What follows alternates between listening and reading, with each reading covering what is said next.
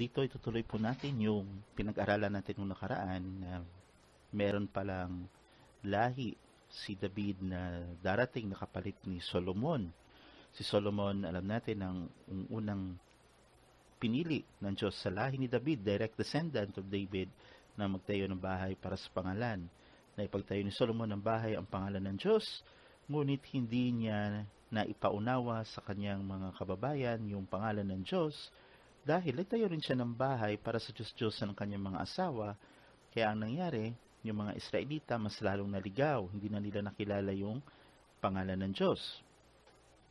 Nabasa din natin na si Solomon namatay na payapa. Hindi siya hinampas ng pamalo ng mga tao, panghampas sa mga tao, gaya na nakahula sa 2 Samuel, dahil nga direct descendant siya of David. Ngayon, balikan po natin yung nakasulat sa 2 Samuel 7:12 hanggang 14. Ngayon, babasahin na natin hanggang 15. Bakit hindi natuloy yung pamalo ng mga tao kay Solomon? Dito na yan natin maliliwanagan. So muli po, babasahin ko po sa 2 Samuel 7:12 hanggang 15. Ito po ang nakasulat.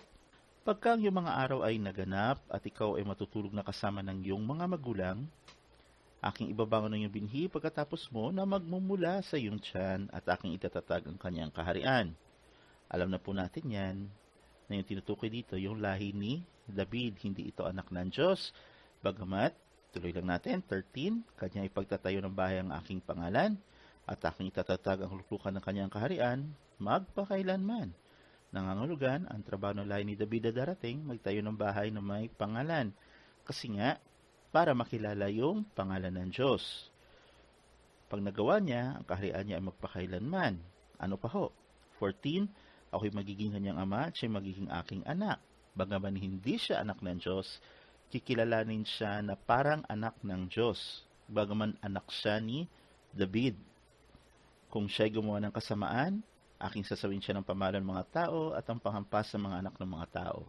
Nangangahulugan, pag gumawa ito ng kasamaan, hahampasin siya ng mga tao. Gaya nga ng tinuro sa ating maestro, kaya kasamaan, kasi pag kasalanan, sarili mo lang. Pero pag kasamaan, alam mo na pag ginawa mo isang bagay na to, maraming tao sasama ang buhay, maliligaw. Okay? Kaya kasamaan, kasi dinamay mo ibang tao dahil sa ginawa mo. Kaya paparusahan siya ng mga tao. Ganun pa man, si Solomon namatay na payapa. Bakit nangyari yon? 15. Ngunit ang aking kagandahang loob ay hindi mahiwalay sa kanya na gaya ng pagkaalis niyan kay Saul na aking inalis sa harap mo. Ito yung natupad kay Solomon. Hindi siya hinampas sa mga tao, tapos ang kagandahan loob ng Panginoon hindi inalis sa kanya. Okay, ngayon, ito naman ngayon. Paano na ngayon itong trabaho na ipapakilala ang pangalan ng Diyos? Ngayon, hindi natupad ni Solomon. Nagtapos na lang ba kay Solomon? O totoong merong lahing pipiliin sa lahi ni David? O binhi na pipiliin sa lahi ni David? Dito sa Isaiah 7:13 hanggang 15. Ito po ang nakasulat. Hindi pala ho. Basahin na natin sa verse 11. So muli po, Isaiah chapter 7, verses 11 to 15. Ito pong nakasulat. Humingi ka sa ganang iyon ng tanda na mula sa Panginoon mong Diyos. Humingi ka maging sa kalaliman o sa kaitaasan sa itaas. Ibig sabihin, ito yung tanda. Ngunit sinabi ni Akas, hindi ako hihingi, nitutuksihin ko man ang Panginoon. At kanyang sinabi, dinggin ninyo ngayon o sang bahayan ni David. Maliit na bagay ba sa inyo ang mamagod sa mga tao na inyong papagurin rin ang aking Diyos? Tandaan natin, ang hula tungkol sa lahi na darating na magtatayo ng bahay sa pangalan, galing sa lahi ni David, o yung pangako sa lahi ni David. Hindi natupad ni Solomon, kaya may continuation. Ano yung tanda ng inutusan na yan na pagtutuloy ng trabaho na hindi nagawa ni Solomon? Kaya't ang Panginoon nga ay magbibigay sa inyo ng tanda. Narito, isang dalaga ay maglilihi at manganganak ng isang lalaki at tatawagin ang kanyang pangalan na Emmanuel. Nangahulugan, may darating pa sa lahi ni David. Ipanganganak siya ng isang dalaga. Tapos, ang tatawag sa kanya, Emmanuel. Mamaya alamin natin ano ibig sabihin ng Emmanuel. Siya'y kakain ng mantikilya at pulot, pagka siya'y natutong tumanggi sa kasamaan at pumili ng mabuti. Nangangahulugan, siya yung magpapatuloy nung hindi nagawa ni Solomon. Kasi nga, nakasulat dito, pagka siya'y natutong tumanggi sa kasamaan. Ano ba yung nakasulat dun sa 2 Samuel kanina, sa 7:14? Pag siya'y gumawa ng kasamaan, hampasin siya ng pamalo ng mga tao. Kailangan tanggihan niya yung paggawa ng masama para magampanan niya yung pagiging Emmanuel niya. Sino ba itong inutusan na to? Kanino natupad ito? At bakit ipanganganak ng dalaga? Bakit specific na binanggit na tanda ipanganganak ng dalaga? Alamin natin. Punta tayo ngayon sa Mateo 1:18 hanggang, tuloy-tuloy lang ho natin yan, hanggang 25. Ito na po nakasulat. Ang pagkapanganak nga kay Hesukristo ay ganito. Nang si Maria na kanyang ina ay mag-aasawa kay Jose, bago sila magsama ay nasumpungang siya ay nagdadalang tao sa pamamagitan ng Espiritu Santo. Ito palang hula na nandoon sa Isayas, nagkaroon ng katuparan kay Jesus. Ngayon nakalagay dito, si Maria na kanyang ina, bago siya maging asawa ni Jose, bago sila nagsama, nasumpungan siya ay nagdadalang tao sa pamamagitan ng Espiritu Santo. Ipinaunawa sa atin ng mga kinilala nating tagapagturo ng Biblia na yung Espiritu Santo ang siyang naging paraan para si Jesus ay mabuo sa sinapupunan niya. Pinalabas nila na yung Espiritu Santo ay isang entity o being na siyang naging dahilan kung bakit pinanganak si Jesus, kaya si Jesus ay naging anak ng Diyos. Okay. Pinalabas na si Jesus ay hindi anak ni Maria at Jose, kundi dahil sa Espiritu Santo nabuo si Jesus sa sinapupunan ni Maria. Immaculate Conception, ika nga. Tanong, ano ba itong Espiritu Santo na binabanggit? Yan ba another entity? Okay. Ano ba talaga ang tunay na kahulugan niyan? Basahin natin sa Gawa 1:16 or Acts chapter 1 verse 16. Ito pong nakasulat. Mga kapatid, kinakailangan matupad ang kasulatan na nang una ay sanalita ng Espiritu Santo sa pamamagitan ng bibig ni David. Yung palang Espiritu Santo nagsalita sa pamamagitan ng bibig ni David. Ano ba yung Espiritu Santo na nagsalita sa pamamagitan ng bibig ni David? Basahin pa natin, totoo ba yan? Dito po sa Gawa 4:25, nasa pamamagitan ng Espiritu Santo, sa pamamagitan ng bibig ng aming amang si David, na iyong likod ay sinabi mo. Yung palang Espiritu Santo, nagsalita siya sa pamamagitan ng bibig ni David. Ano ba yung Espiritu Santo na nagsalita sa pamamagitan ng bibig ni David? Ito po yung pinakita ni Maestro. Dito po sa 2 Samuel 23:1 hanggang 2. Ito po ang nakasulat. Ito na ho. Ito nga ang mga huling salita ni David. Si David na po nagsasalita dito. Sinabi ni David na anak ni Isay, sinabi ng lalaki na pinapangibabaw, na pinahiran ng langis ng Diyos ni Jacob, at kalugod-lugod ng mga awit sa Israel. Ang Espiritu ng Panginoon ay nagsalita sa pamamagitan ko, at ang kanyang salita ay sumaaking dila. Yung palang Espiritu ng Panginoon na nilagay sa bibig ni David, salita pala ng Diyos yun, hindi pala ibang entity na binabanggit o nangangahulugan. Yung sinalita doon sa Mateo na si Jesus ay pinanganak sa pamamagitan ng Espiritu Santo, ibig sabihin, sa pamamagitan ng salita ng Diyos, nagkaroon ng katuparan yung salita ng Diyos. Totoo ba na pag sinabing Espiritu ng Panginoon, salita lang ng Diyos ang ibig sabihin yan? Dito natin babasahin sa Genesis 1:1 hanggang 3. Nang pasimula ay nilikha ng Diyos ang langit at ang lupa. At ang lupa ay walang anyo at walang laman, at ang kadiliman ay sumasa ibabaw ng kalaliman, at ang Espiritu ng Diyos ay sumasa ibabaw ng tubig. At sinabi ng Diyos, magkaroon ng liwanag at nagkaroon ng liwanag. Ang nakasulat, yung Espiritu ng Diyos sumasa sa ibabaw ng tubig. Ano ba yung Espiritu ng Diyos na sumasa sa ibabaw ng tubig na yan? Ano bang ibig sabihin yan? Dito na po tayo pumunta sa Awit 29, verses 2 to 3. Ito po ang nakasulat. Ibigay ninyo sa Panginoon ang palatiang marapat sa kanyang pangalan. Inyong sabahin ng Panginoon sa kagandahan ng kabanalan. Ang tinig ng Panginoon ay nasa ibabaw ng tubig. Ang Diyos ng kalatian ay kumukulog sa makatuwid bagay. Ang Panginoon sa ibabaw ng maraming tubig. Yung palang, Espiritu ng Diyos sa ibabaw ng tubig. Yan pala, yung salita ng Diyos o tinig ng Panginoon. Nangangahulugan, yung binabanggit sa Mateo, yung salita ng Diyos na nasa hula na nagkaroon ng katuparan sa pamamagitan ni Jesus. Sa pamamagitan ni na Maria, ni na Jose, at ni Jesus. Hindi pala yan ibang katauhan. Malinaw na ho. Alamin natin, paano ba nalaman ni Maestro to? Okay. Ano ba nangyari sa kanya? Tandaan natin yung Espiritu, salita ng Panginoon. O, punta tayo ngayon sa Deuteronomy 18:18 to 19. Ito po nakasulat. Aking palilituin sa kanila ang isang propeta sa gitna ng kanilang mga kapatid na gaya mo. Gaya ni Moses, hindi ito Hudyo.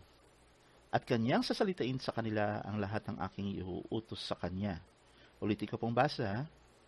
Aking palilituin sa kanila ang isang propeta sa gitna ng kanilang mga kapatid na gaya mo, at aking ilalagay ang aking mga salita sa bibig niya, at kanyang sasalitain sa kanila ang lahat ng aking iuutos sa kanya. Naulugan, kaya pala laman ni Maestro ito, dahil yung Espiritu ng Diyos nilagay din sa bibig niya. Kaya nga, laging example ni Maestro, para makilala mo yung taong inutusan, simple lang, hindi nag-aral, nilagay sa bibig. Bakit mahalaga ito? Kasi nga, pag sinabing dala mo, aral ng tao, dapat sa eskwelahan ka ng tao nang galing. Meron kang diploma, tulad ng, kunwari, ikaw ay engineer, dapat meron kang certification. Kunwari, ikaw ay isang guro, dapat ikaw ay meron diploma. May tinapos ka na galing sa isang university o kolehiyo. Pero pag sinabi ng isang tao na dala niya aral ng Diyos, situit na yung taong yan, tinuruan ng Diyos. Hindi pwede yan na sinabi mo na, dala ko aral ng Diyos. Paano masabing aral ng Diyos ang dala mo? Paano mo nalaman? Pinag-aralan ko. Hindi pwede yun. Ibig sabihin, gawa-gawa mo yan. Sarili mong pagkaunawa ang ginamit mo dyan. Kay Maestro, hindi niya pinag-aralan, nilagay sa bibig niya, ibig sabihin, kung ano yung pinapangaral niya, Diyos mismo ang gumagabay sa kanya. Nilagay sa bibig niya, pinasok sa isip niya kung ano yung kanyang iaaral. Kaya nga, kung mapapansin nyo, yung pag-aaral natin tuloy-tuloy. Kasi ganun din siya tinuruan ng Diyos. Ngayon, ano ang tanda na siya ang inutusan? Na siya yung talagang inutusan? 19. At mangyayari na sino mang hindi makikinig sa aking mga salita na kanyang sasalitain sa aking pangalan, ay aking sisiya sa atin yaon sa kanya.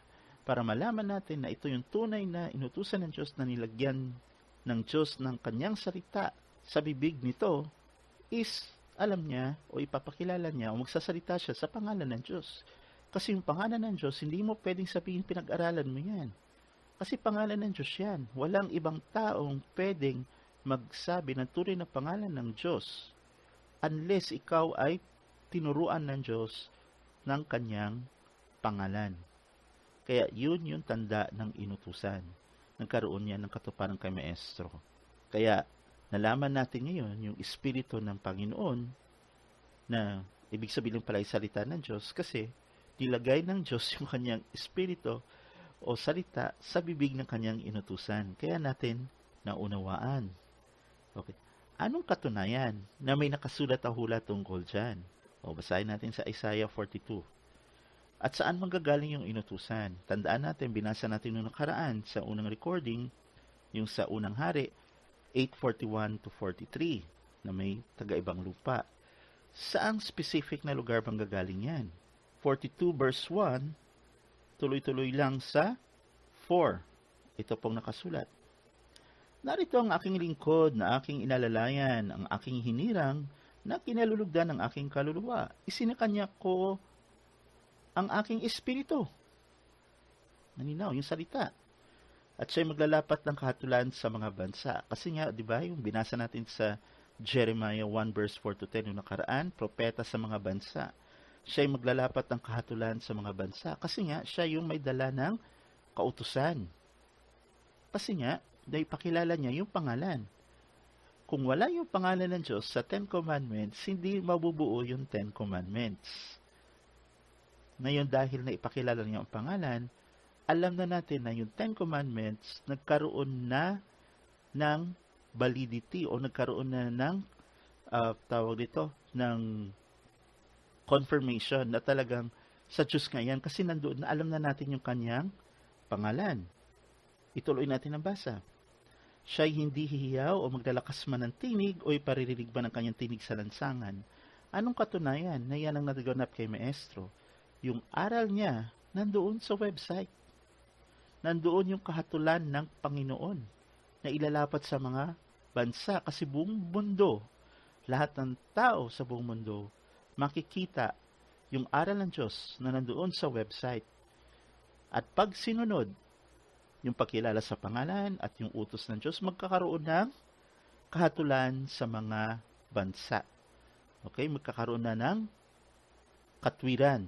Ngayon, hindi siya humiyaw, hindi siya naglakas ng tinig, o ipinarinig man ang kanyang tinig sa lansangan, hindi siya nag-preach. Bagkus yung aral niya, pinasulat niya sa amin ng mga kasama niya at ipina-upload doon sa website para malaman ng lahat ng tao sa mundo. Ano pang nakita natin naganap kay Maestro? 3. Ang gapok na tambo ay hindi niya babaliin, ni ang timsim na umuusok ay hindi niya papatayin. Siya'y maglalapat ng kahatulan sa katotohanan. Hindi siya nakipagtagisan sa mga reliyon o hindi siya nag-engage sa debate. Kaya nga yung aral ni Maestro, dahil ito ang dala natin, aral ng Diyos, hindi natin kailangan makipagdebate. Bakit? Ipakita lang natin yung totoo. Bahala ng tao kung tatanggapin nila o hindi. Naganap yan kay Maestro, kaya nga pinalagay niya sa website yung aral ng Diyos. Ngayon, bahala na ang tao kung kilalanin yun o hindi. 4. Siya'y hindi manglulupaypay o maduduwag man hanggang sa maitatag niya ang kahatulan sa lupa at ang mga pulo ay maghihintay sa kanyang kautusan. Hindi siya nang lupaypay o maduduwag man hanggang sa imatatag niya ang kahatulan sa lupa. Hindi siya natakot na ipakita yung kanyang pangalan doon sa website. Okay? Simulan nung inilabas niya yung aral ng Diyos ng 2005 at naipakilala niya yung pangalan ng 2006 doon sa website. Hindi siya natakot na pupulaan siya ng mga tao ng buong mundo. Hindi siya natakot na baka gawan siya ng kung ano-anong video tungkol sa kanyang inaral. Bagkus tinuloy niya lang. Hanggang sa tuluyan na siyang pumanaw, pero naikumpleto niya yung pagpapa-upload ng mga tunay na aral ng Diyos na nandoon sa website at pag sinunod ang buong mundo, magkakaroon ng kahatulan sa katotohanan. Ngayon, ang nakasulat dito, ang mga pulo ay maghihintay sa kanyang kautusan kasi nga dala niya yung tipan. Dito siya sa pulo manggagaling. Kaya nga the name.ph kasi yung the name of God will come from the Philippines. Kaya yung nung unang iniisip ni Maestro na pangalan para sa website, pinapili siya nun kung thename.com o thename.ph, merong pinakita sa kanyang talata, yung nakasulat sa Isaiah 24:14 to 15, na dito sa mga pulo, makikilala ang pangalan, kaya pinili niya .ph, kaya thename.ph. Ito na pong nakasulat, 5. Ganito ang sabi ng Panginoon, na lumikha ng langit at naglaglad ng mga yaon, siya naglatag ng lupa at nagsilitaw rito, at nang nagsisilitaw rito, siyang nagbibigay ng hinga sa bayang nito, at ang diwa sa kanila na nagsisilakad dito. Ako ang Panginoon, ang tumawag sa iyo sa katwiran, at hahawak sa iyong kamay, at mag-iingat sa iyo, at bibigay kita ng pinakatipan sa mga bayan, ng pinakaliwanag sa mga bansa. Nagkaroon ng katuparan nito lahat kay Maestro. Kasi nga siya yung propeta sa mga bansa. Kaya nga, paano naging propeta sa mga bansa? Nung nilagay niya yung kanyang mga aral doon sa website, buong mundo, nalaman ang pangalan, nalaman ang kautusan. Ganun pa man, ang trabaho niya, ipakilala lang. Pero, bahala ng mga tao kung tatanggapin nila ang hindi. Kaya nga, yung pagiging inutusan niya o messenger niya, natupad niya. Ang mahalaga naman sa pagiging messenger mo, hindi naman yung na-accept yung o napaniwalaan yung mensahe na dala mo. Importante na i-deliver mo yung message. Na i-deliver niya yung message, natupad niya, siya yung prophet sa mga nations o propeta sa mga bansa. Ngayon, malinaw na, yung Espiritu ng Panginoon, salita lang pala ng Diyos ang ibig sabihin niyan. Hindi lang salita lang pala, kundi banal na salita ng Panginoon. Balikan na natin yung nangyari kay Jesus. Sa Mateo 1:18, tutuloy lang po natin. Mambasa hanggang 25. Ito na po ang nakasulat. Ang pagkapanganak nga kay Hesukristo ay ganito, nang si Maria na kanyang ina ay mag-aasawa kay Jose, bago sila magsama ay nasumpungan siya ay nagdadalang tao sa mamagitan ng Espiritu Santo. Ibig sabihin, nagkaroon ng katuparan yung hula. Ano ba ang hula na nagkaroon ng katuparan? Na bago si Maria at Jose ay naging mag-asawa o bago sila ikasal, nagkaroon ng katuparan yung salita ng hula. Ano ba yung salita ng hula na yan? Balikan natin yung sa Isaias 7:13. Ito pong nakasulat. At kanya sinabi, dingginin niyo ngayon, o sambayan ni David, maliit na bagay ba sa inyo ang mamagod sa mga tao ninyo, papagurin rin ng aking Diyos? Dito na po tayo sa 14. Kaya't ang Panginoon nga ay magbibigay sa inyo ng tanda. Narito, isang dalaga ay maglilihi at panganganak ng isang lalaki, at tatawagin ang kanyang pangalan na Emmanuel. Ang hulugan, yung Espiritu Santo o salita ng Diyos nagkaroon ng katuparan bago pa man ikasal si Maria at si Jose ay yung hula ni Propeta Isaias. Tanong, ano ba ibig sabihin ng dalaga? Okay, bakit ito ang ginamit ng tanda ng Diyos? Para makilala natin yung inutusan niya na magagaling sa lahi ni David. Kasi maraming lahi si David. Pero paano mo makikilala kung sino doon yung kapalit ni Solomon, yung magtutuloy ng hula? Basahin na natin ngayon dito sa Deuteronomy 22. Ito po ang nakasulat. 22:20 hanggang 21. Ngunit kung ang mga bagay na ito ay totoo na ang mga tanda ng pagkadonselya ay hindi masumpungan sa dalaga, ay kanilangang ilalabas ang dalaga sa pintuan ng bahay ng kanyang ama at babatuhin siya ng mga bato ng mga lalaki sa kanyang bayan upang siya'y mamatay, sapagkat siya'y nagkasala ng kaululan sa Israel na nagpatutot sa bahay ng kanyang ama, gayon mo alisin ang kasamaan sa gitna mo. Nangangahulugan, ayon sa paliwanag ni Maestro, kaya pala dalaga yung ginamit ng tanda kasi nung panahon ng lumang Israel, nung panahon ni na Jesus din, hindi pwede na magbuntis ang babae nang hindi pa kinakasal. Papatayin yan ng mga tao o hahatulan yan. Yung bang babae ang dadanas? 24. Ay inyong ngang ilalabas kapwa sila sa pintuan ng bayang yaon. 22-24 po ha. At inyong babatuhin sila ng mga bato upang sila'y mamatay. Ang babae sapagkat di siya sumigaw ay nasa bayan, at ang lalaki sapagkat pinangayupa pa ang asawa ng kanyang kapwa, gayon mo alisin ang kasamaan sa gitna mo. Hindi lang pala ang babae ang dadanas, kundi pati yung lalaki. Bakit pati yung lalaki?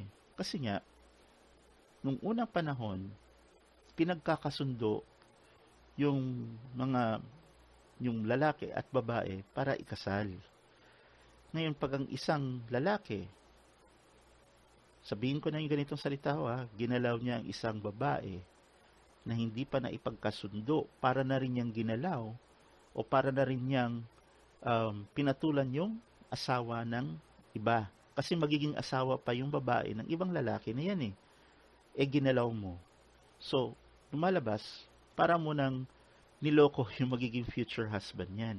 Yung babae, kasi nga, nagpagalaw siya na hindi siya nagreklamo. Kaya, parehas silang papatayin. Yun yung hatol nung unang panahon, sa panahon ni na Jesus. Kaya, kumbaga stricto yung yung batas ng Diyos noon na sinusunod nila pagdating sa kasal, okay, o pagdating sa tinatawag nating premarital sex, hindi pwede yun. Kaya yun ang ginamit na tanda kay Jesus. Ibig sabihin, maipapanganak siya nang hindi pa kinakasal ang kanyang mga magulang na napaka-imposibleng lusutan nung panahon na yon. Yun yung tanda ni Jesus. Kaya, balikan natin sa Mateo 1:18 ulit. Tuloy-tuloy na ho natin ang basa hanggang 25. Ang pagkapanganak nga kay Hesukristo ay ganito, nang si Maria na kanyang ina ay mag-aasawa kay Jose, bago sila magsama ay nasumpangan siya ay nagdadalang tao sa pamamagitan ng Espiritu Santo, o yung hula kay Propeta Isaias na panganak ng dalaga nagkaroon ng katuparan. At si Jose na kanyang asawa, palibhas ay lalaking matuwid at ayaw na ihayag sa madla ang kanyang kapurihan, ay nagpasyang hiwalayan siya ng lihim. Kasi nga, pati siya madadamay pag nalaman na nabuntis niya si Maria na hindi pa sila kinakasal pareho. Gusto niyang takasan. Ano po nangyari? 20. Datapwat, samantalang pinag-iisip niya ito, narito ang isang anghel ng Panginoon ay nagpakita sa kanya sa panaginip na nagsasabi, Jose, anak ni David, huwag kang mangamba sa pagtanggap kay Maria na iyong asawa, sapagkat ang kanyang dinadalang tao ay sa Espiritu Santo. Yung palang si Jose ang galing sa lahi ni David, hindi si Maria. Kasi pag si Jesus, ipipilit natin na literal na anak ng Diyos, ang dapat na galing sa lahi ni David ay si Maria at hindi si Jose. Malinaw na ho. Ibig sabihin, dahil ang hula ay para sa lahi ni David, dapat si Jose yun talagang galing sa lahi ni David. Kaya nga tatakbuhan niya sana yung babaeng nabuntis niya. Sabi sa kanya sa panaginip, huwag mong takbuhan yan kasi yan yung nakahula kay Propeta Isaias na magtutuloy ng trabaho hindi naganap ni Solomon. Anong katunayan nun? 21. At siya'y mga anak ng isang lalaki at ang pangalang itatawag mo sa kanya ay Jesus, sapagkat ililigtas niya ang kanyang bayan sa kanilang makasalanan. Ang ibig sabihin pala ng pangalang Jesus, ililigtas niya ang kanyang bayan sa kanilang mga kasalanan. Paano ba maliligtas ni Jesus yung bayan niya sa kanilang mga kasalanan? E di punta tayo sa awit. Awit 25 verse 10 to 11. Tandaan natin, ang awit, sinulat yan ni Propeta David o ni Haring David. Ito po ang nakasulat, awit 25, 10 to 11. Lahat ng landas ng Panginoon ay kagandahan, loob at katotohanan. Sa mga gayon na nag-iingat ang kanyang tipan at ang kanyang mga patotoo. Dahil sa iyong pangalan, O Panginoon, iyong ipatawad ang aking kasamaan sapagkat malaki. Nangangahulugan, kaya pala Jesus, yung ibig sabihin ng pangalan niya ay ililigtas ang kanyang bayan sa kanilang mga kasalanan, kasi nga ipapakilala niya yung pangalan na hindi nagawa ng kanyang ninuno na si Solomon sa pamamagitan ng bahay na itinayo para sa pangalan. Ibig sabihin na itayo na ni Solomon, ang gagawin na lang ni Jesus, ipapaunawa yung bahay na tinawag sa pangalan na ang pangalan ng Diyos nandoon sa bahay na itinayo ni Solomon. Ipapakilala na lang o ipapaunawa. Anong katunayan? 22.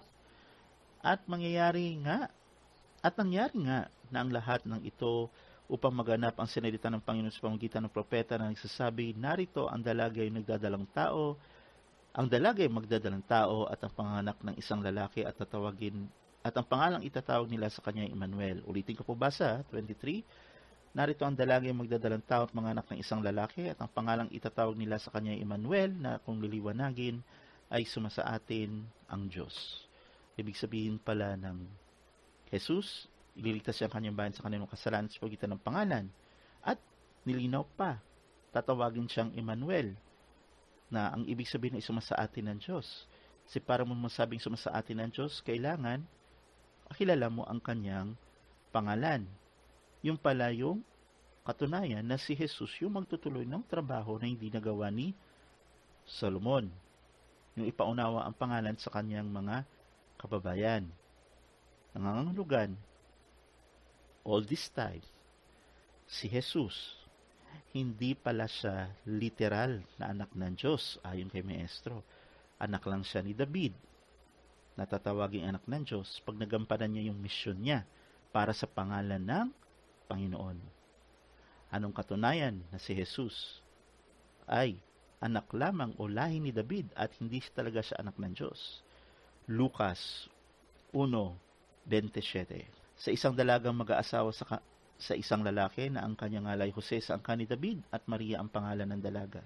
Nilinaw po, si Jose ang galing sa lahi ni David at hindi si Maria. Tuloy na ho natin ang basa sa 1:31-32 at narito, maglilihi ka sa iyong tiyan at manganganak ka ng isang lalaki at tatawagin mo kanyang pangalang Jesus. Siya magiging dakila at tatawaging anak ng kataas-taasan. At sa kanya'y ibibigay ng Panginoong Diyos ang luklukan ni David na kanyang ama. Malinaw ho, tatawaging anak ng kataas-taasan at ibibigay ng Panginoong Diyos ang luklukan ni David na kanyang ama. Galing lamang siya sa lahi ni David. Hindi siya talaga anak ng Diyos. Nilinaw pa po yan sa Mateo 1:1 ng Mateo. Matthew 1:1. Ito po ang nakasulat. Aklat ang lahi ni Jesucristo na anak ni David, na anak ni Abraham. Malinaw. Anak ho lamang ni David. Tandaan natin, paano nalaman ni Maestro yung flow ng kwento o yung daloy ng mga talata na yan kung hindi Panginoon ang nagbigay sa kanya? Yan po, hindi mo basta maire-research yan. Ngayon, ituloy na ho natin ang basa. Si Solomon, hindi niya nagawa yung tungkulin niya, tungkol sa pangalan ng Diyos, kasi gumawa siya ng bahay para sa kanya mga asawa na taga-ibang lupa. So malinaw na si Jesus hindi anak ng Diyos, kundi anak lamang ni David. Siya yung magtutuloy ng trabaho para sa pangalan. Ngayon, ano ang nangyari kay Jesus? Tandaan natin, pag siya gumawa ng kasamaan, hahampasin siya ng mga tao. Ano ba nangyari kay Jesus? So, dito po muna tayo sa Mateo 27:25-26. Hinampas ba si Jesus? At sumagot ang buong bayan at nagsabi, mapa sa amin ang kanyang dugo at sa aming mga anak. Nang magkagayoy, pinawalan niya sa kanila si Barabas, ngunit si Jesus ay hinampas at ibinigay upang ipako sa krus. Ang sabi sa hula, basahin natin sa 2 Samuel 7:12-14. Ito po ang nakasulat. Pagka ang iyong mga araw ay naganap at ikaw ay makatutulong na kasama ng iyong mga magulang, aking ibabangon ng iyong binhi pagkatapos mo na magmumula sa iyong tiyan at aking itatatag ang kanyang kaharian. Kanyang ipagtatayo ng bahay ang aking pangalan at aking itatatag ang luklukan ng kanyang kaharian magpakailanman. Hindi nagawa ni Solomon. Si Jesus na ngayon ang magtutuloy. Ngayon, ano nangyari? 14, ako ay magiging kanyang ama, siya magiging aking anak. Kung siya ay gumawa ng kasamaan, aking sasawin siya ng pamalo ng mga tao at ang panghampas sa mga anak ng mga tao. Teka muna. Ang nakasulat, pag gumawa ng kasamaan, hahampasin ng pamalo ng mga tao. Nabasa natin, hinampas si Jesus ng mga tao. Anong kahulugan nun? Ibig sabihin, gumawa siya ng kasamaan. Anong kasamaan? Ito na po nakasulat. John 19:7. Nagsisagot sa kanya mga Hudyo, kami mayroong isang kautusan at ayon sa kautusan niya ay nararapat siyang mamatay, sapagkat siya ay nagpapanggap na anak ng Diyos. Ang salita doon sa hula, tatawagin lamang siyang anak ng Diyos, kasi nga lahi siya ni David. Ang pinakilala ni Jesus sa sarili niya, literal siyang anak ng Diyos. Kaya, kasamaan, kasi nga, iba ang pinakilala mo sa sarili mo. Maliligaw lalo tao, kaya hinampas siya ng mga tao. Ngayon, paano niya ba ginawa yung pagpapanggap na anak ng Diyos? Dito ngayon pinakita ni Maestro yan sa Matthew 16:13-23. Nang dumating nga si Jesus sa mga sakop ng Cesarea ni Filipo, ay itinanong niya sa kanyang mga alagad na sinasabi, ano baga ang sabi ng mga tao kung sino ang anak ng tao? Dito, sa panahon na to, kausap ni Jesus ang kanyang mga alagad. Ang usapan kung sino yung anak ng tao. Anak ng tao, yung anak ni David na darating, yung nakahula. Hindi pinag-uusapan kung sino yung anak ng Diyos. Ulitin ko po yung basa. Matthew 16:13. Nang dumating nga si Jesus sa mga sakop ng Cesarea ni Filipo, ay tinanong niya sa kanyang mga alagad na sinasabi, ano baga ang sabi ng mga tao kung sino anak ng tao? Tinatanong niya sa mga alagad niya, o gusto niyang malaman yung alam ng kanyang mga alagad o ng mga disipulo niya. Ang topic, ano baga ang sabi ng mga tao kung sino ang anak ng tao? Ang topic kung sino yung lahi ni David na darating. Tingnan natin kung ano yung sagot. At kanilang sinabi, anang ilan? Si Juan Bautista. Ang ilan si Elias, at ang mga iba si Jeremias o isa sa mga propeta. Wala sa mga alagad niya na nakapagsabi kung sino yung tunay na anak ni David. Ang paliwanag dito ni Maestro, tinitignan ni Jesus kung alam ng mga alagad niya kung ano yung authority niya, na siya yung anak ng tao o yung anak ni David. Kung ano-anong pangalan ang sinabi sa kanya ng mga apostol. Nagbigay ng halimbawa si Maestro O sino sa inyo nakakalam kung sino yung anak ng tao? Anong sabi ng mga tao kung sino yung anak ng tao? Sagot ng isa, boss, si Juan Bautista. Si Elias po yan. Yung sagot ng isa, ay, si Jeremias yan. Tapos sabi ng iba, kasi playing safe, isa po yan sa mga propeta. Ibig sabihin, walang nakasagot. Anong katunayan na ang gusto malaman ni Jesus na talagang yung tanong na yan ay para maipakita niya na siya yung anak ng tao. 15.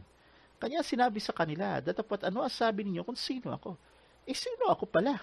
Ibig sabihin, kung ikaw si Jesus, frustrating yon. Kasi nga, sunod na sunod sa iyo ang mga apostol na yan, pero hindi ka naman nila kilala kung ano pala yung authority mo. Parang, nagkakaisa kayo na parang meron kayong samahan, pero kung bakit kanila sinasamahan, hindi nila nagigets. Kaya na-frustrate si Jesus, di siya nakatiis. Ano ang sabi ninyo kung sino ako? Sino apla ako? Kung iba pala yung anak ng tao na pagkaalam nyo. Ganon ang ibig sabihin ni Jesus ayon sa paliwanag ni Maestro. Ngayon, merong isang sumagot, 16. At sumagot si Simon Pedro at sinabi, ikaw ang Kristo, ang anak ng Diyos na buhay. Merong isang sumagot, pero ang sagot niya, kakaiba. Ikaw ang Kristo, ang anak ng Diyos na buhay. Ang topic ni Jesus, sino yung anak ng tao o yung anak ni David? Ang sagot ng iba kung sino-sino. Elias na propeta, Jeremias, si Juan Bautista, o sino man sa mga propeta. Galit si Jesus, sino pala ako? Sabi niya. Sagot ng isa, ikaw yung Kristo, yung anak ng Diyos na buhay. Ang layo ng sagot ni Pedro sa tanong ni Jesus. Ang tanong ni Jesus, sino yung anak ng tao, yung anak ni David? Ang sagot ni Pedro, anak ng Diyos. Gamitin ho natin yung ating talino, napakalayo ng sagot ni Pedro kay Jesus. Kaya kung kayo si Jesus, mas lalo kang magagalit. Bakit? Pedro, ang tanong ko kung sino yung anak ng tao, ba't sagot mo anak ng Diyos? Nakikinig ka ba sa pinag-uusapan natin? Ganun pa ang ibig sabihin. Balikan po natin yung hula. Ang sabi doon, sa 2 Samuel 7:14, pag siya gumawa ng kasamaan, aking sasawin siya ng pamalo ng mga tao at panghampas sa mga tao. Ibig sabihin, pwedeng magkamali yung inutusan na galing sa Larry David. Nagkamali na nga si Solomon Si Solomon, binigyan pa ng Panginoon ng karunungan at kaunawaan. Pero hindi nakinig si Solomon doon sa payo ng Panginoon na nakasulat pa nung panahon pa ni Moses yung utos na huwag mag-asawa ng taga-ibang lupa kasi ililigaw ng kanilang mga taga-ibang lupang asawa ang kanilang puso sa pagsunod sa iba-ibang Diyos. Nakasulat yan sa Deuteronomy. Okay, yung utos ng Diyos na yan. Sa Deuteronomy 7. Hindi sinunod ni Solomon, kaya nung tumanda siya, doon na naligaw ang kanyang puso. Ngayon, nung kay Jesus na, nilinaw pa na pag siya gumawa ng kasamaan, hahampasin siya ng mga tao. At nilinaw pa doon sa hula kay Isaias na kailangan niyang tanggihan yung kasamaan. Dito kay Jesus, kung ikaw si Jesus, tatanggihan mo itong sinasabi ni Pedro kasi parang direkta kanyang niloloko. Ang tanong mo, sino yung anak ng tao? Ang sagot niya, ikaw yung anak ng Diyos. Di parang harap-harap kang niloloko. Teka Pedro, ang usapan, tinatanong ko, sino yung anak ng tao? Tapos, hindi tama yung sagot ng mga kasama mo, tinanong ko kung sino ako. Ibig ko sabihin, ako yung anak ng tao, ba't di niyo ako kilala? Ang sagot mo naman, ako yung anak ng Diyos. Sabihin, hindi ka nakikinig. At ano yan? Niloloko mo ako? Kung gagamitin natin ang ating talino at pangunawa, ganun ang tamang ginawa dapat. Pero anong nangyari? 17. At sumagot si Jesus at sa kanya sinabi, "Mapalad ka, Simon Barjonas, sapagkat hindi pinahayag sa ito ng laman at ng dugo, kundi ng aking Ama na nasa langit." Hindi natanggihan ni Jesus yung harap-harapang panloloko sa kanya ni Pedro. Imbis na sawayin, imbis na tanggihan, sinakyan pa. Mapalad ka, Simon Barjonas, kasi Simon Barjonas, Pedro yan eh. Walang nagsabi sa'yo nito, kundi na daddy ko na nasa langit. Sinakyan ni Jesus. Ibig sabihin, natuwa siya doon sa harap-harap panloloko sa kanya ni Pedro. Imbis na sawayin niya. Ano pa pong nangyari? 18. At sinasabi ko naman sa iyo na ikaw ay Pedro, at sa ibabaw ng batong ito ay tatayo ka ang aking iglesia, at ang mga pintuan ng Hades ay hindi magsisipan na iglaban sa kanya. Tandaan natin, ang trabaho ni Jesus ay ipaunawa yung pangalan ng Diyos na nandoon sa bahay na itinayo o templo na itinayo para Haring Solomon. Ang ginawa ni Jesus, wala na siya dapat itayo kasi naitayo na Nagtayo pa siya ng bahay para sa sarili niya. Ginawa niya ang sarili niyang hindi lang anak ng Diyos, kundi parang Diyos na rin. So ngayon, mas lalong sumama. Nagpanggap na siyang anak ng Diyos, nagtayo pa ng bahay para sa sarili niya, imbes na maipaunawa yung pangalan ng Diyos. Double na mali. Kaya, matinding kasamaan. Lalong naligaw ang tao. Ang tao, hindi na nakilala ang Diyos. Kaya ang tao, base nga sa binasa natin doon sa Deuteronomy 11:26-28, imbes na nasunod ng utos at nakilala ang Diyos, mas lalo pang sumamba sa ibang mga Diyos, kaya mas lalo tayong nasumpa dahil sa ginawang ito ni Jesus. Ganun pa man, papaliwanag natin mamaya na si Jesus, wag ko nating ituring na kalaban. Bakit? Kasi nga, mamaya mababasa natin na inamin niya naman pala noon pa na nagkamali siya. Hindi lang na ipaliwanag. Kaya hindi na si Jesus yung may mali dito. Pinapakita lang natin yung tunay na nangyari kay Jesus, gaya nga ng paliwanag ni Maestro. Ngayon, tuloy na po natin ang basa. Dito sa 19, ibibigay ko sa iyo ang mga susi ng kaharian ng langit, at anumang yung talian sa lupa ay tatalian sa langit, at anumang yung kalagan sa lupa ay kakalagan sa langit. Dito ho, ano na si Jesus dito? Parang wala na sa tamang pag-iisip. Anak po lamang siya ni David, na ang trabaho ay para ituloy lang yung hindi nagawa ng kanyang ninunong si Solomon. Pero ang sinasabi niya na dito, pati daw yung authority sa langit ibibigay niya na kay Pedro. Parang hindi na ho tamang pag-iisip ito. Ngayon, anong katunayan na natauhan si Jesus? Verse 20. Nang magkagayo pinagbili niya sa mga alagad, huwag sabihin kanino man na siya ang Kristo. Teka muna, parang mali huwag niyo muna sasabihin. Parang ganoon na ibig sabihin ni Jesus. Dito na ho tayo sa 21. Simula nang si Jesus nagpanggap na anak ng Diyos, nagtayo na bahay para sa sarili imbis na sa Diyos. Ano na ang sinasabi na ni Jesus na mangyayari sa kanya? 21. Mula ng panahong yaoy, mula noon nung nagpanggap siya, nagpasimulang ipinakilala ni Jesus sa kanyang mga alagad na kinakailangan siya pumaroon sa Jerusalem at magbata ng maraming bagay sa matatanda at sa mga pangulong saserdote at sa mga eskriba na siya'y patayin at muling ibangon sa 3 araw. Ibig sabihin, hindi na yung tatawagin siyang anak ng Diyos o hindi na yung magtatayo ng kaharian. Ang sinasabi niya, paparusahan na siya. Kasi nga, alam niya na yung hula na pag siya gumawa ng kasamaan, hahampasin na siya ng mga tao. Alam na ni Jesus na nagkamali na siya. Kaya yun na yung sinasabi niya sa mga apostol niya. Napaparusahan na siya, didanas na siya, mamamatay siya. Kasi alam niya na nagkamali siya. Tandaan natin na ang taong nagtulak sa kanya parang magpanggap na anak ng Diyos ay si Pedro. Alamin natin ang sagot ni Pedro. Pero bago po natin basahin yan, lilinawin ko lang ho, sinabi ni Jesus na muling ibabangon sa 3 araw. Mamaya po, ipapaliwanag po namin sa inyo yung naituro ni Maestro na yung tinutukoy ni Jesus na ibangon sa 3 araw, hindi literal yan. Symbolical pala yan. Ang ginawa pala ng mga apostol dahil hindi naintindihan yung sinabi ni Jesus na ibabangon sa 3 araw, ninakaw nila yung bangkay ni Jesus, pinalabas nila na si Jesus na buhay muli sa mga patay. Yan po ang babasahin natin mamaya. Medyo nakakagulat ho, no? Pero, ganun pa man, actually, hindi na ho dapat natin ikagulat kasi nakasulat na rin naman sa website na itinuro na ni Maestro noon pa. Ganun pa man, Kung sakaling nagulat man kayo, ibig sabihin hindi nyo pa nababasa yung website, pero ngayon malalaman nyo na dahil nga binabahagi na namin sa inyo. Basahin po natin ang sagot ni Pedro 22. At isinama siya ni Pedro at nagpasimulang siya'y pinagwikaan na nagsasabi, Panginoon, malayo ito sa iyo. Kailanman na hindi mangyayari ito sa iyo. Boss, hindi mangyayari sa iyo yan. Anak ka ng Diyos. Di ba sinabi ko sa iyo, anak ka ng Diyos? Yun po yung naging sagot ni Pedro. Hindi siya paparusahan. Kanina, nung sinabi ni Pedro na anak ng Diyos, siya, hindi siya tinanggihan. Bagkus pinuri pa. Ngayon naman, harap-harapan na naman siyang niloloko ni Pedro. Boss, hindi ka mabubugbog. Hindi ka mamatay. Ito ay sabi ni Jesus. 23. Tatapat lumingon siya at sinabi kay Pedro, lumagay ka sa likuran ko, Satanas. Ikaw ay tisod sa akin sapagkat hindi mo pinag-iisip ang mga bagay ng Diyos kundi mga bagay ng tao. Kung kanina, o kung noon, hindi siya nakatanggi. Ngayon, hindi na siya nakapagpigil kay Pedro. Sabi niya, tinawag niya si Pedro ang Satanas. Ibig sabihin, manloloko ka. Ikaw ay tisod sa akin dahil sa iyo napahamak ako. Hindi mo pinag-isip ang mga bagay ng Diyos.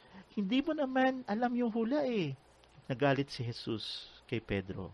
So malinaw na kaya pala si Jesus nampas ng mga tao dahil nagpanggap siyang anak ng Diyos at nagtayo ng bahay sa sarili niya o ipinangangaral niya magtatayo siya ng bahay para sa sarili niya imbes na ipakilala yung pangalan ng Diyos.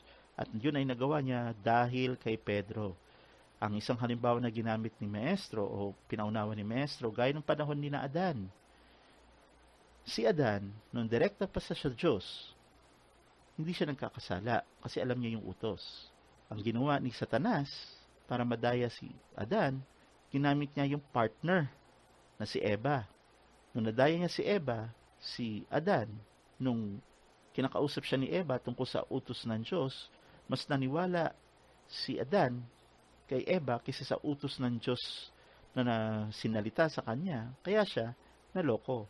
Dito naman, si Jesus, kaya nadaya ni Satanas sa pamamagitan ng kanyang apostol na si Pedro. Kaya sabi ni Jesus, lumagay ka sa likuran ko, Satanas. Ibig sabihin, alam niya na si Pedro ang ginamit sa Satanas para maloko siya. Hindi niya nagawang tanggihan ang paggawa sa kasamaan. Kaya ngayon siya paparusahan. Matindi po itong binasa natin na aral na naganap kay Jesus. Ngayon po, sa next chapter, babasahin naman natin kung saan nanggaling yung kapangyarihan ni Jesus. Kaya po, ang buong mundo ngayon nasumpa. Totoong nasumpa kasi yung kinikilala nating Jesus na tinuro sa atin ng mga reliyon na anak ng Diyos o Diyos daw, sa katotohanan kaya pala namatay sa krus na bugbog sarado at matinding dinanas na hirap dahil totoo palang nakasulat na dadanasin niya yun dahil gumawa siya ng kasamaan. Kasamaan dahil ibang aral ang pinangangaral niya sa atin, imbis na yung aral ng Diyos, naloko tayong lahat, at yan ang kanyang dinanas. Ganun pa man. Gaya ng sabi ni Maestro, si Jesus hindi nating kalaban. Tayo lang yung magpapakilala o magpapaunawa sa buong mundo nung tunay na nangyari sa kanya. At ito po ay naipa-upload na ni Maestro dun sa website na thename.ph.